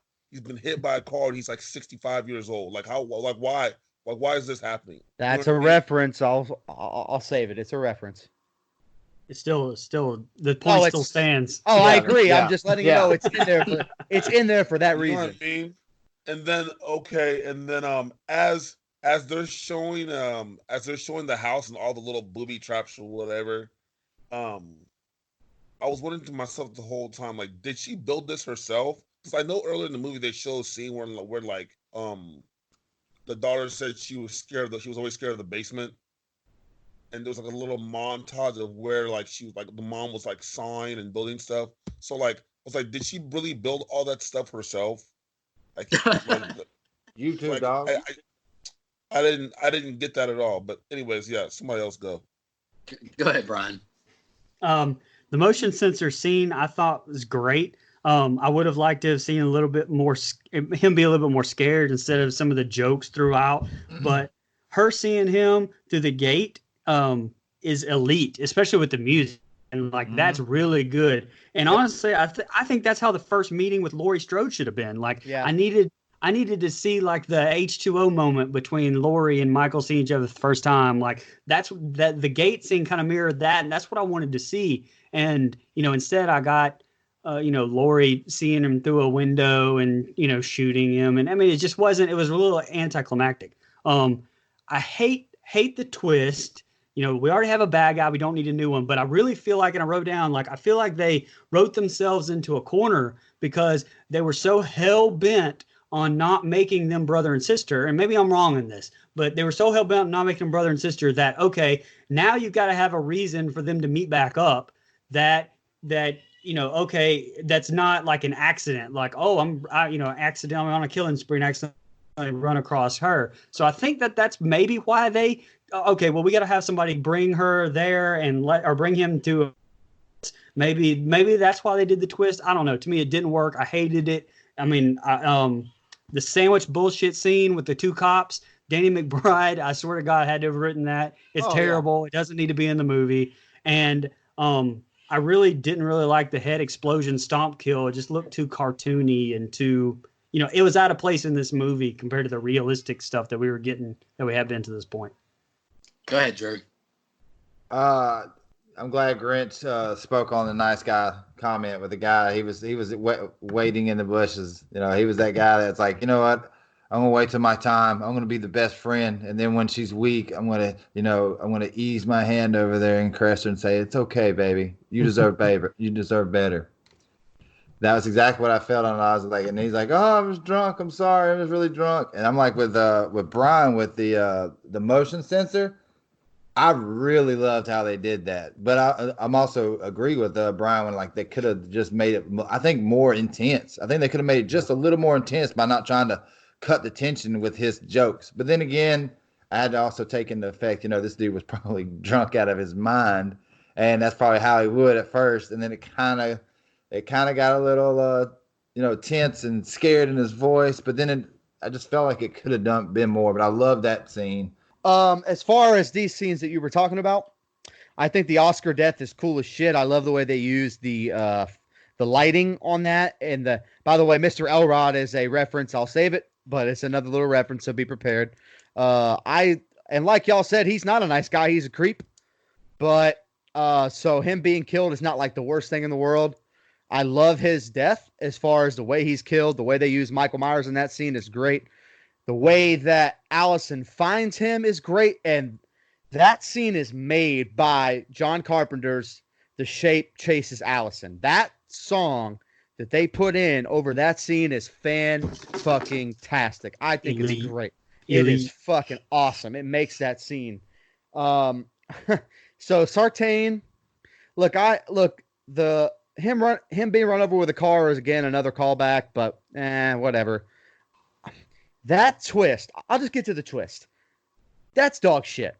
And because there's got to be another way to get, like me and Brian talked about, there's better ways to get Michael to Laurie. Because you're supposed to believe in this movie, Michael doesn't give a fuck about Laurie Strode. Like, who cares? Laurie cares about Michael. So the twist should have been Laurie caused this whole thing, which means she caused a lot of innocent deaths, by the way, but she gets her revenge. That's what the twist should have been. Instead, we add another villain for what?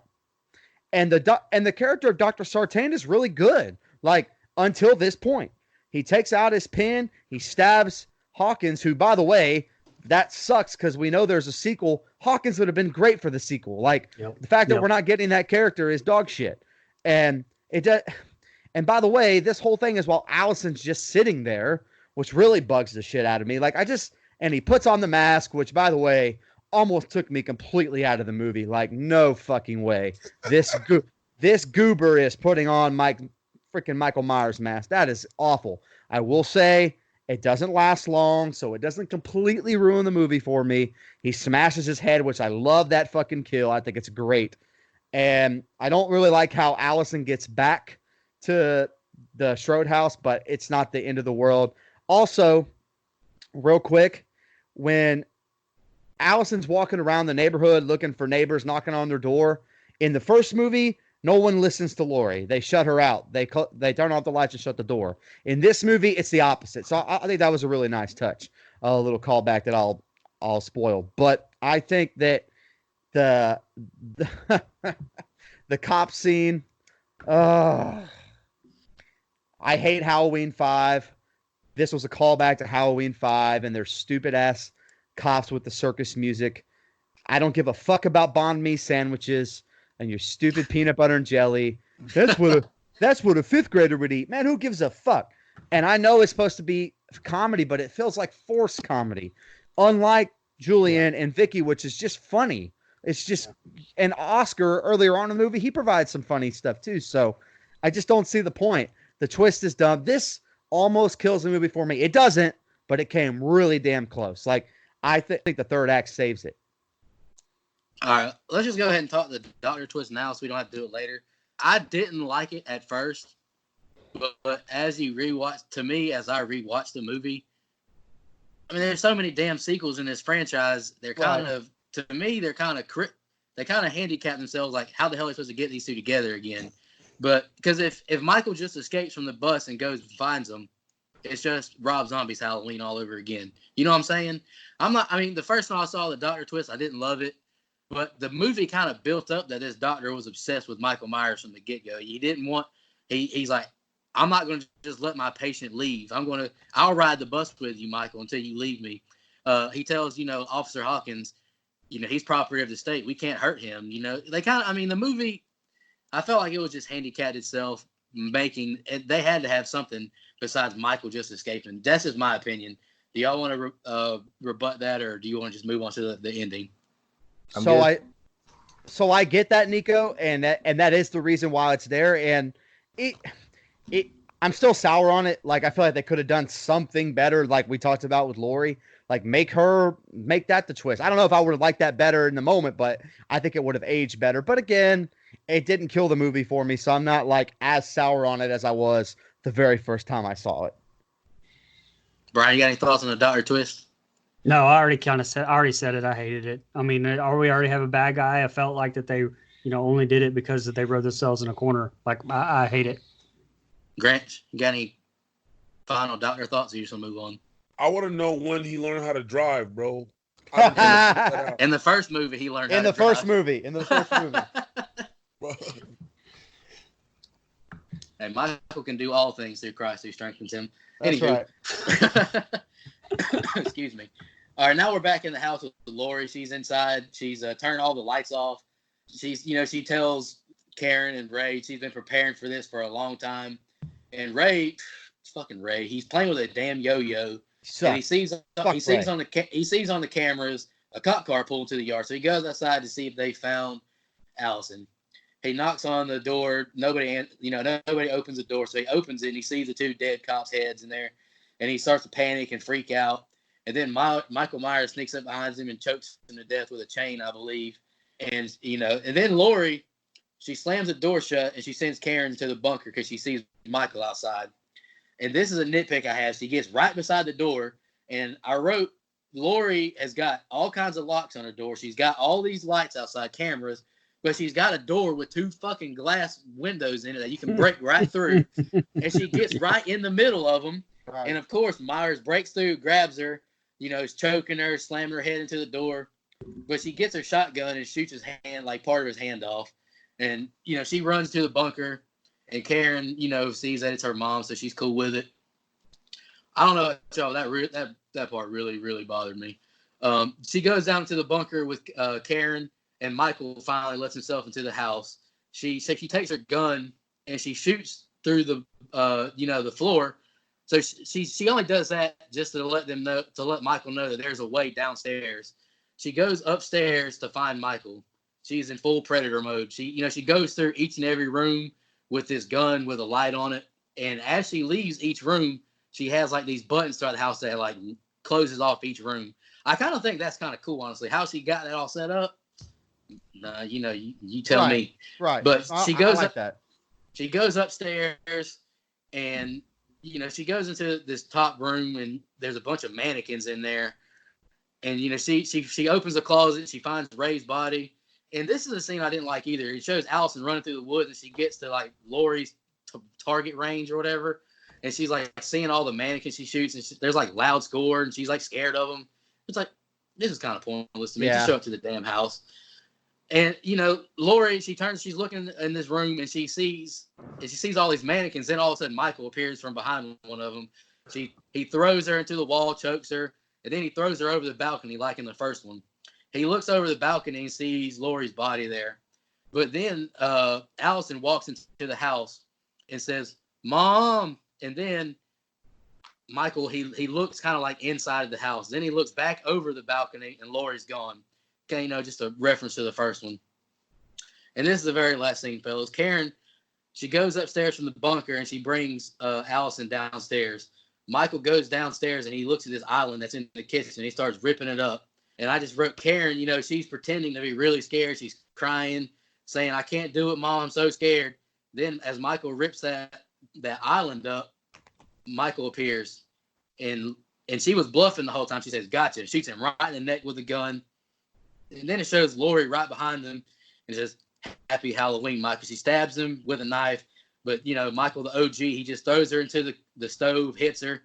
Then she grabs a frying pan, hits him in the head, and knocks him to the bottom of the bunker. Allison runs up the stairs.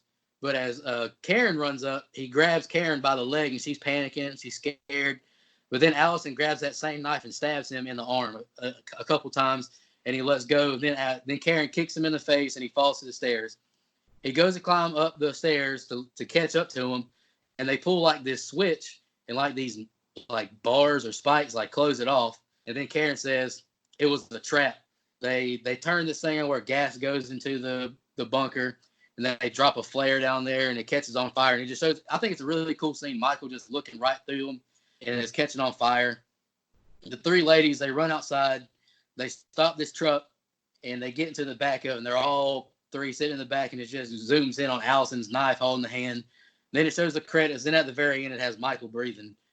So clearly, this movie was setting up a sequel. So I think that's why you get that kill. And you might not like that, but that's the reason it's there. It's also a Halloween 2 reference, which this film referenced multiple times for whatever damn reason, because it cut it out of the canon. Exactly. So I don't really get that. But I actually don't mind that. Let me tell you why. One, I love the combat between Laurie and Michael. I think all those scenes are great.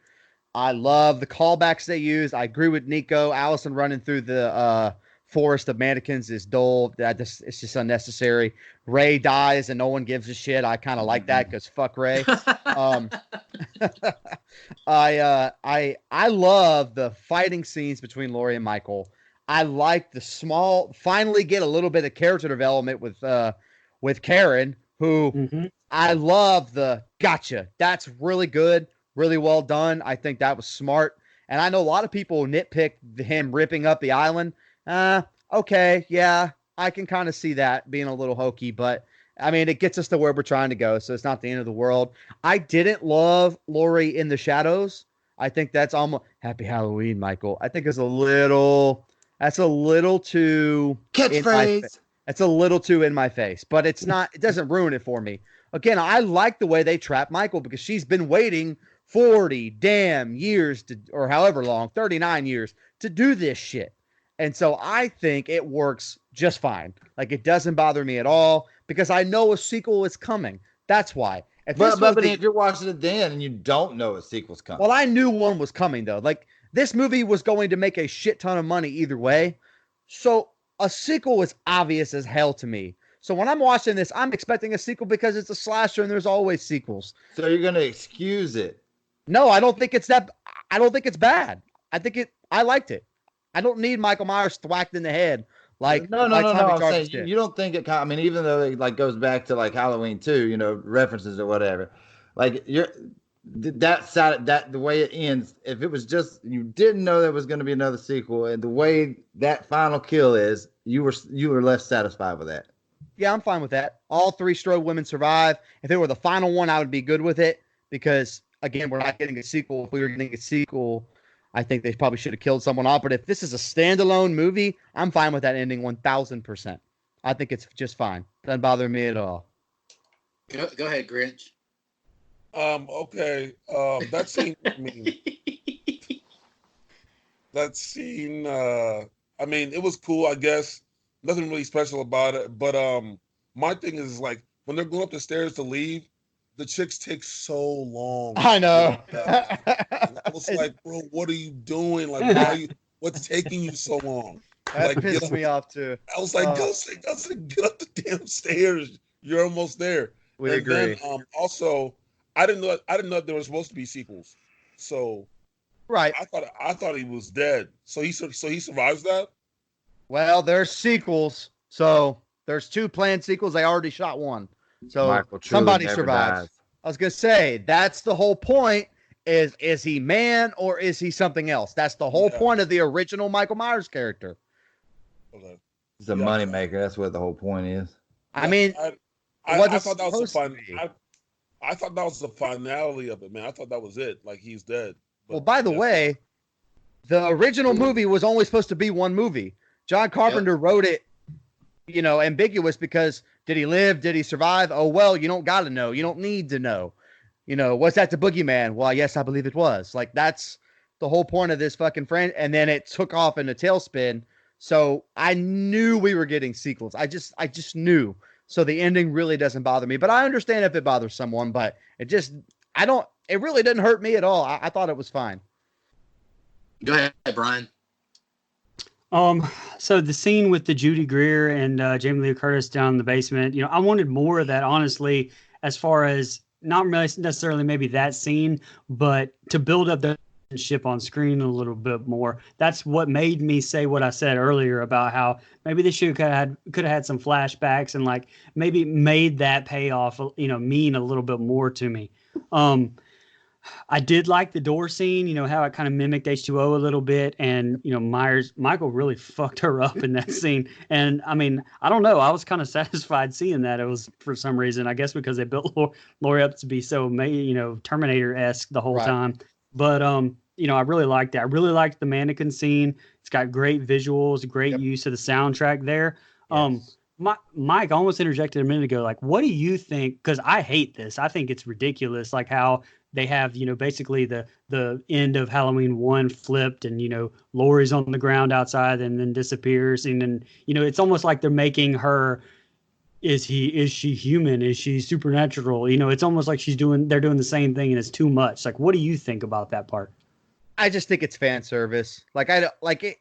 It literally is just in there to let you know, aha. But does it work to you? Does it work to you though? Like, does it discredit the end of the first one a little bit? Like, I think it does. Like, it hurts 78, I think, a little bit because it's just, you take this great magical scene at the end, which is really good, and then you just kind of shit on it a little bit, because you want to make Lori into more than she is. Anyway.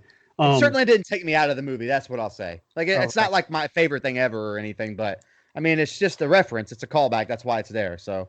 Did anything take you out of this movie? No. Of course. Because unlike you guys, I can just enjoy the ride. Well, he did say Dr. Zertain putting the mask on took him out. It's pretty close. That's pretty close. Okay, so, and I really did like the Judy Greer shooting him scene. How much more badass would that have been had that been Danielle Harris, though? Just saying, like, with all the history that they've had through the movies, you don't even have to reference the movies, but how badass would that have been? Anyway, and the last thing I'll say is, even if you're gonna have sequels to this, like, you've kind of built this whole movie up, and you honestly didn't do a great job of it, but you were trying to make the whole thing Laurie versus Michael. Right. And, to me, having Laurie finally, maybe sacrifice herself and die in this movie, sacrifice herself to save her kids, and you think maybe like Halloween 2-esque that they both died in it.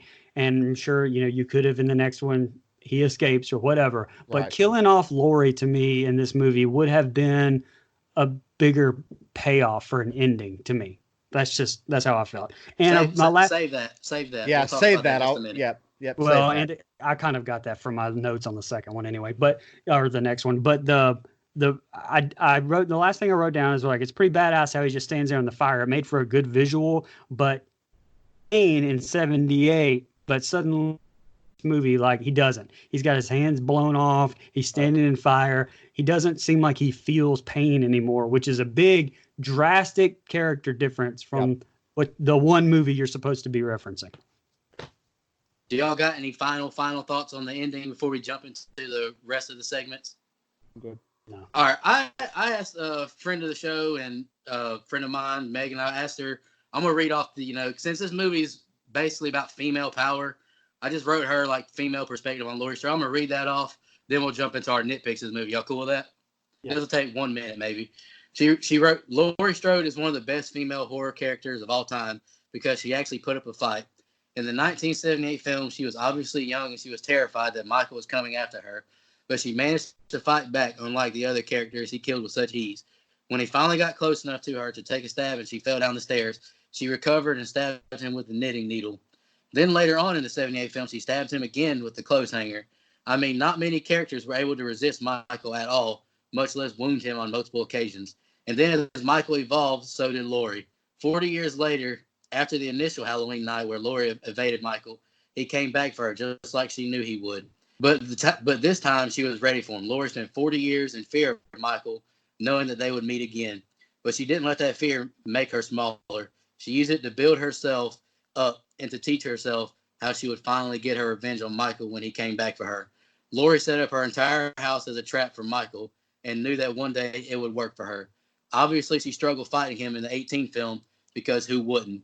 But in the end of the movie, she got him into the exact trap she wanted him in with the help of her daughter and granddaughter. That just seems like one of the best character evolutions, going from a high school girl who was terrified and fighting for her life to an adult woman who was prepared for Michael to return and would do anything to kill him. Laurie Strode was just different than a lot of other female horror movie characters because she didn't just lay down and die. She used her trauma to make herself stronger and smarter. That's what makes her one of the best female horror characters of all time. So y'all want to jump into nitpicks? I wrote a few of them down. By the way, I agree with you, Megan. Power up. I'll go first. I wrote down, I got 4 of them. First nitpick I've already talked about. Dana doesn't run while Aaron is getting his ass beat.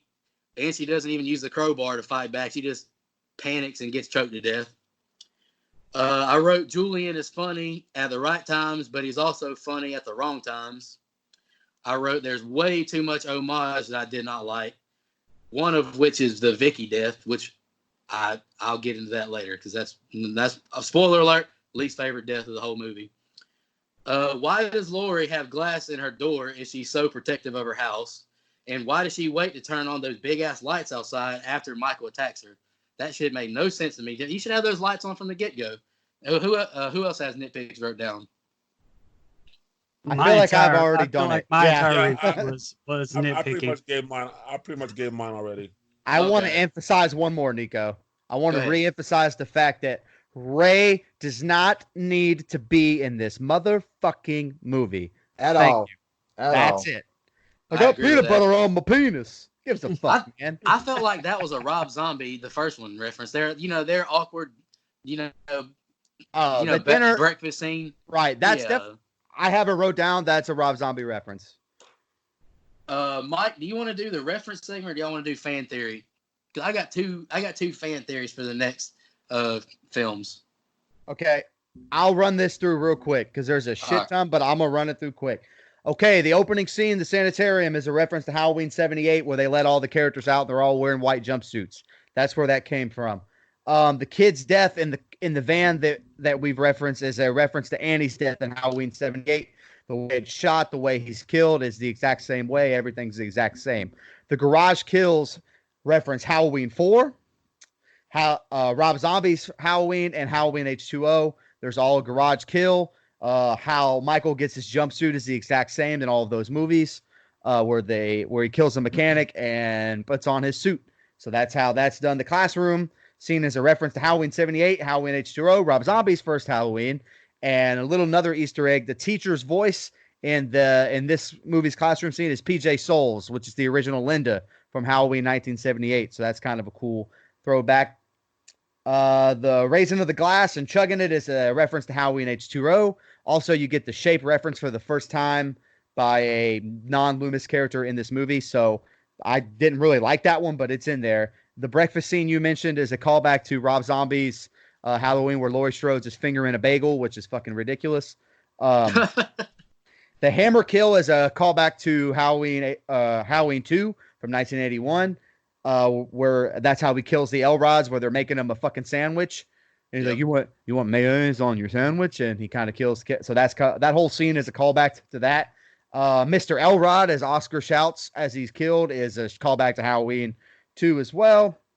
The trick or treat scene has Halloween 2 references all the way down to the kid with the fucking boombox, which is again way too much fan service for me.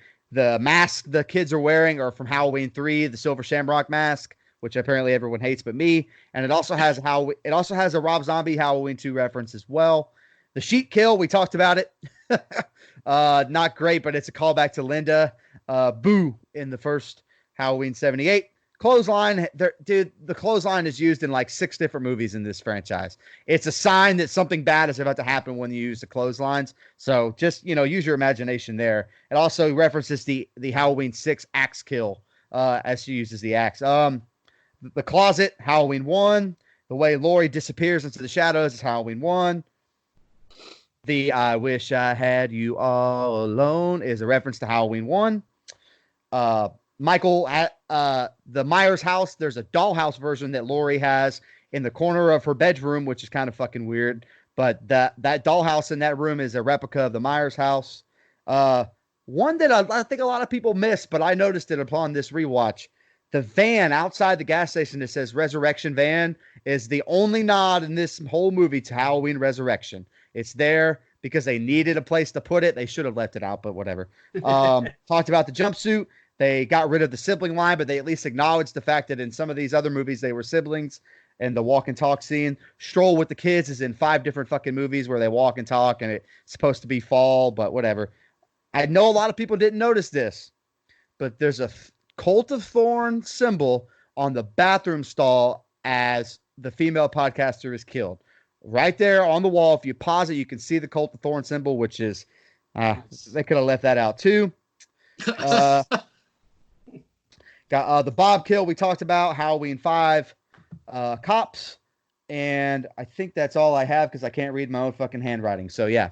Head stomp. Head stomp. Well, the head stomp is Halloween, Rob Zombie, yeah. Yes. Yep. That's all I got. There's a shit ton. But by the way, I probably missed some, but I just want to use all that to say there's too many. This is like way too damn many. So Ridiculous. for me, this is like a band putting out a new album, but there's no new songs. It's all their greatest hits. Well, why would you hype it as a new album? Just say it's the greatest hits. This movie could have been called Halloween Greatest Hits, and I would have been more okay with it. They could have called it literally anything except just Halloween. Well, that's a nitpick, yes, but that I agree with, by the way. Mike, do you want to go ahead and answer that fan question? This comes from friend of the show and friend of mine, Katie Bernier. She basically just wanted to know, as long as these sequels go, what are the characters that are returning and stuff like that. She says, are y'all excited for the newest installment in this series? Also, any theories? They'll use some original returning cast in the next movie. So, like Brian touched on, we're getting Tommy and Lindsay. I mean, we're not getting the exact actors and actresses, but we are for Lindsay, I think. Right. We are for Lindsay, but Tommy's played by somebody else, which is fine. That's not a problem. I love Anthony Michael Hall. Yeah, we're getting the original Sheriff Brackett. I don't know how I feel about that, but I kind of feel like he'll be the Loomisy guy in this movie, which I guess every Halloween movie now needs a Loomisy character. So, whatever. You're getting I think you're going to get some original returning characters that you don't see coming. I think the boyfriend from Halloween 2, I think he might be in there. Like, I think you're going to get some characters, even though that movie doesn't exist. Go ahead, Brian. Yeah, so I think I found out they are going to bring back Nurse Marion or whatever back too, right, from Halloween 2, which, I mean, a movie, once again, that you're not referencing, but she also dies in Halloween H2O, which that further kills like my whole head canon of me being able to kind of place this in there. But, that's the other character that I know they're bringing back too. But I think that's all there is. And I mean, am I excited? Yeah, it's a fucking Halloween movie. Am I like overly joyed? No, because we're getting more Laurie Strode, and I love Jamie Lee Curtis in this movie as Laurie Strode. But to continue this damn series, we have to do something new, something different. We don't have to keep going back to Laurie versus Michael, man. That's why I don't really like the brother-sister tie from the original canon, because everything had to come back to, well, what's Michael's motive? Why does he need a motive? He's a fucking psychopath. Who cares? He doesn't need a motive. He could literally go to the town over from Haddonfield and just start killing people, and I would go watch it. That would be a better movie to me. Well, yeah, and I will say, and Nico's going to like this, but that's the one thing that I really liked about Resurrection is the fact that it got away from the whole Yep. Strode family I thing, agree. and it was a really good plot. It was the It ending's was. the one that was the ending was the franchise killer, but I mean the whole plot to the whole movie was It really was. good. Was really good to watch. It was really fun. The ending was bad. I But mean, I there's some really good. and I liked not being into the Me Strode too. family. You know, I liked They it. need to go that direction. But if Yep. they're going to do the Strode family thing, they need to kill Lori or Karen. I don't think Allison, I think that's kind of ridiculous. She needs to become the new final girl, I guess, if that's what you, right. All right, let's jump into best kill, worst kill, and the rating. Grant, you're the guest. Do you want to go first? Or you want to go last? I'll go last. All right, Brian, you want to go first? Yeah, sure. My best kill, I already said it was the knife through the throat thing. I really liked it. My worst kill to me was the head explosion stomp. I just didn't like that because it was too cartoony. Right. Now, I mean, it's nice that they showed it, and but this is the one movie. Well, I won't complain about some off screen kills because, like, to me, I would have rather seen that maybe off screen. Honestly, my rating, I'm gonna give it a 7.5. Woo. All right. That's okay. The movie's a solid entry in the franchise. It's, to me, I rank it third out of all the movies. Right. But it's all right. It could have. That's what frustrated me so much is that it could have been a 10. It could have been. There's just like, some of these scenes. I felt like I nitpicked the movie the whole damn time. But some of those scenes, just a little bit of tweaks, man, would have made this elite to me. Yep. Drew, I want to know what the hell you. Come on, I've been waiting on your rating all week. Let's hear it. All right. Well, my favorite kill was the stab through the throat. Obviously, saw that earlier. My worst kill was Ray. I just like, man, he shouldn't have been in it to begin with. I know. Like, it shouldn't have begun. So bad. I actually put that down. That's why I laughed when Mike was talking about it. I was like, he shouldn't even be in the movie. And then my ranking, I am actually going to give it an in between a nice try but no cigar and meh, which is a 4.5, brother. Jesus Christ. That's what I say. I said a 4 or a 5, didn't I say it? Damn. All right, I'm going to go next, Mike. You can go after me. just take a deep breath. I'll go first. All right, best kill to me was Oscar, stabbed in the back, and I love the visual of the wrought iron fence through his face. Love that. Worst kill to me is Vicky.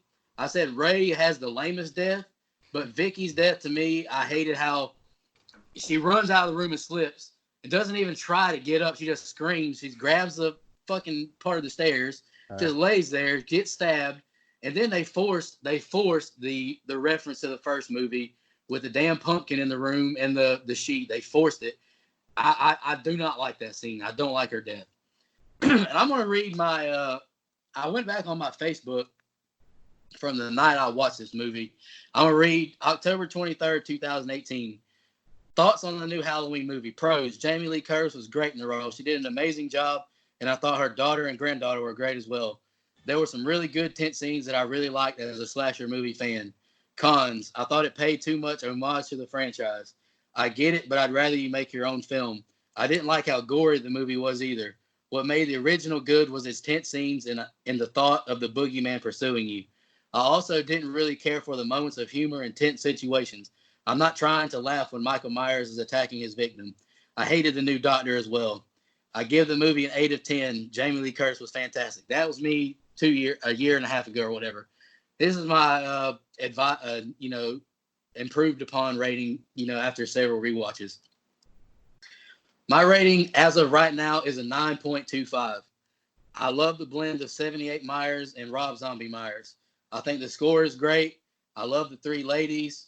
I do not like the excessive homage to the franchise. It's way too forced. I actually agree with Brian. If you're going to sequel the first one, we don't need a million references from the whole damn franchise. And I also wrote as a disclaimer, my rating of this film could be severely affected by the sequels if it doesn't go the way I want it to. Mike, go ahead. Okay, so I have some thoughts written down. I actually really like the character of Laurie in this movie. I think it's a good direction. It makes sense. It's 40 years. She went through a traumatic experience. Of course, she's going to be cold and bitter. You don't get over that much. You were almost killed, and all of your friends were killed. So I actually really like the direction they went with Laurie in this movie. Um, Again, there's a bunch of stuff I don't like. I nitpicked the shit out of it, but it also did a lot well that I like from Michael Myers movie. Michael Myers is great in this movie. James Drew Courtney does the best job since Nick Castle. The Mask is fantastic. John Carpenter's music, and not just John Carpenter, but his son, and then the guy's son from the Kinks as well. They all worked on it together. That was really well done. I think David Gordon Green does an okay job here directing. I mean, I think that there's some miscues, but again, I've already nitpicked the shit out of it. My biggest con with the movie is the homages. I think that if you're going to do homages, they need to be more subtle. You retcon the entire franchise just to tip your cap to the entire franchise, which makes no fucking sense to me. All that being said, it has enough good in it for me to be second in my Halloween ranking, which we already touched on, just below, or not just below 78, but below 78. And I give it a solid 9. I think it's really good. I could pop that in and watch it anytime, the same way I can Halloween 1 or even the original Halloween 2. I think it's just one of the movies I can continue to watch. I love the Strode family dynamic in this movie. I wish they would have done something different with it, but whatever. Again, from a Michael Myers movie, this is the best Michael Myers as far as the portrayal of Michael Myers since Nick Castle to me. Tyler Mane is almost Jason, and I like my Jason as my Jason and my Michael as my Michael. Like, I don't need a complete shift in the direction. This movie had a little mix of both, so I thought that was really well done. So I give it a solid 9. Grinch, what's your best kill, worst killing rating? Oh, my best kill. Oh, yeah, go ahead. Sorry, real quick. My best kill is Oscar. I think the hanging on the fence death is really fucking cool. And my worst kill is Ray, because fuck Ray forever. Go ahead, Grinch. All right, yeah. Best kills, Oscar. Yeah. It's not because of how it happened. It's because of the type of person he was. That's why. I didn't like that. I feel like he pulled a little snake move there. So that was the best kill for me. Worst kill was Hawkins, because like I feel like someone who's been in it for that long, I feel like Michael Myers should have killed him if anybody. Yep. You know what I mean? Like that was and then the qualms I have with the movie, I feel like there's too many characters that were just in it for no purpose. Yep. Too many people that were just in and out and just didn't really serve any purpose. Too many scenes that didn't serve any purpose. Right. Overall, I would watch it again though, so I'll give it an 8. Okay. That's fair. I can't disagree with that. No, I don't either. I don't know where Brian went, but Drew hates it. I don't know why. I don't. He I doesn't don't like get it either, sliders, bro. I don't get it either. I really Garbage. don't. Hell, I rated these higher than I did. I rated this higher than I did both Conjuring movies. No, I just can't believe that. Like in my head, I keep thinking about. I'm like, man, that's probably a little harsh on The Conjuring. Oh well. Y'all got any final thoughts on the movie? Nah, No. I'm good, man. Good. Grant, appreciate you, man, for joining us. I always enjoy talking to you. I'm glad you didn't. It's kind of cool that we got the two biggest LeBron haters on the same podcast right now. It's a good moment in our history. No, man. Hey, thanks for having me, man. But I had no idea you guys delved that deep into these movies, man. That's crazy. You guys know a lot more than I knew about these movies. That's okay. You learned something. That's good shit. Yes, sir. Hey, appreciate it. You're welcome on anytime. Anytime, brother. All right, next time I'll do better research, man, so I'm more prepared. You should just come on for Candyman then. Just come on for Scared you Candyman. shitless. Yes. Okay, fine. Yes, whatever you Your do book- with Candyman, and I'll delve deep into it and bring up some wild shit next time. You're booked for Candyman. Solid. All right, man. There you go. Sounds good to me. Hey, appreciate everyone who's been listening. We're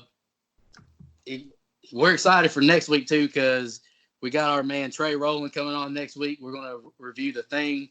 Yeah. He keeps saying it's a great movie, so I'm ready to find out about that.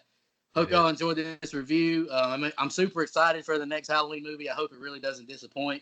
hope they do something bold and brave, and they take this in a new direction. Y'all have a good night, and just want to remind everybody to don't go out there.